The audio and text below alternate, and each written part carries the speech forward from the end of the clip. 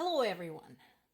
The news coming from both hot areas of the world, the Middle East and Ukraine, continue to be grave, and it's all connected. We know this.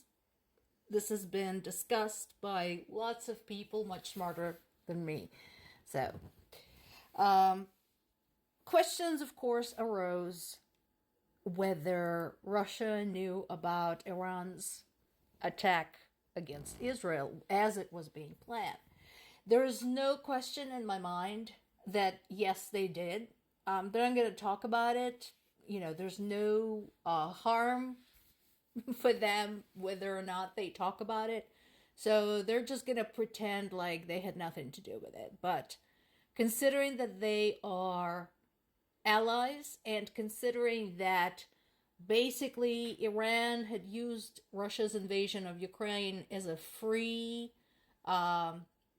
opportunity to test their Shahed drones, the answer is kind of obvious. France continues making gestures. Some of them are symbolic, but still meaningful, against Russia, in addition to Macron's campaign to take the war seriously and to prepare for an armed conflict with Russia. France had just disinvited Russia from the 80th anniversary of the D-Day landing. And again, this particular gesture is largely symbolic, but I think it's important, especially in how they formulated their reason for doing so. I like what they said.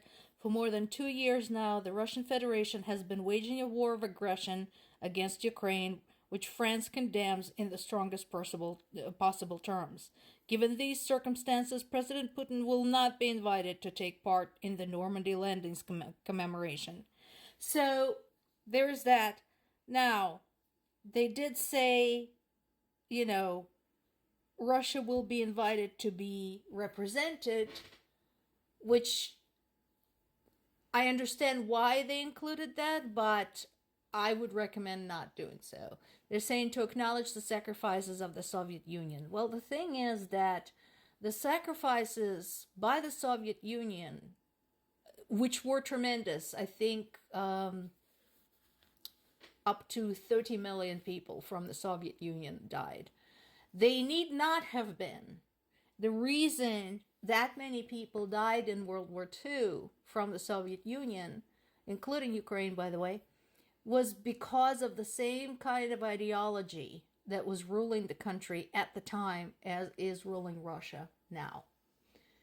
And it's come to light that when it came to particularly brutal offensives and counteroffensives, the commanders of the Soviet army purposely placed non-Russian nationals, including Ukrainians, at the front, treating them like they were disposable. More evidence has come into light of Russia using chemical warfare, including the illegal use of riot control agents against Ukrainian soldiers. Highlighted bit here is that is illegal according to the international conventions, but then again, so is invading your neighbors. Russia doesn't give a shit. And as I told you before, until there are hard and fast consequences for Russia, and I'm not talking about sanctions, Russia is not going to stop. Another article, this one is on the BBC website, talking about what is referred to by Russian soldiers as the meat grinder. And that is basically the same approach as I just mentioned, that they used in World War II, throwing as many bodies as they could at whatever needed additional forces. And about the escalating death toll for Russia on the battlefield.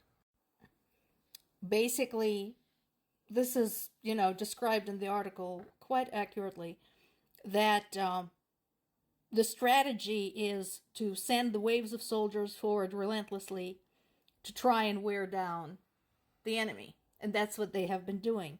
As the result, the overall death toll of more than 50,000 is 8 times higher than the only official public acknowledgement that Moscow gave in September of 2022. And it is growing still. So that was back then. That was before even 1 year was up. That was when the war was going on only for 7 months. So do the math. And because Ukraine continues to not have any help in providing air defense systems and additional ammunition and maintenance for the existing systems, Russia had attacked yet another city and more people were murdered. I call it murder because that's what it is. It's murder of innocent civilians. In this particular case, at least 14 people were dead in the city of Chernihiv, and at least 61 that we know of were wounded, including children. And again, where is the public outcry? Where is the outrage? Is it because these people, including children, do not live in an oil-rich region? May that have something to do with it? Could that be the reason? I wonder. Some good news. So this is a bit ironic, actually. So Ukraine had struck against the Jankoy Air Base in the northern part of Crimea, currently occupied by Russians, and quite possibly destroyed at least 3 transporter erector launchers for the surface-to-air missile system. So what's ironic about this is that is the air defense systems. So basically, Ukraine struck against a place which should have been the most protected, the best protected against any sort of strike, because it contained the air defense systems. Well, it doesn't anymore. Oops. This is an excerpt from today's blog by Jay Kuo. If you do not follow him, find his blog. It's called Status Quo. And he's extremely intelligent and has some legal background. So he's very good at explaining the law side of certain things. And he's also extremely well versed in the language of politics. So definitely worth it. But today he talked about Mike Johnson's tentative attempt to get some aid for Ukraine. I don't know if that's going to happen, considering they're going to recess again tomorrow for 10 days. Freaking insane. Anyway, what's happening is something that a lot of us have predicted a few weeks ago. At the time, we said that basically what they're going to do is try and split the aid package into multiple pieces. The primary pieces being Ukraine and Israel. And Marjorie Taylor Greene had already said that it is unfair that Israel and Ukraine aid are bundled together. It's anti-Semitic, and she called people of Ukraine Nazis. So you see where this is going. If you vote to help Ukraine but sacrifice Israel, then you're anti-Semitic and are supporting Nazis. If you vote to support Israel and withhold your vote for Ukraine, then you're in cahoots with Putin. And there's a bunch of other stuff in there, the border bill, which is missing from this particular lineup. The humanitarian aid for other areas of the Middle East that badly need it, that are caught in the crossfire. So I don't have high hopes for this, but we'll just have to see. More to come.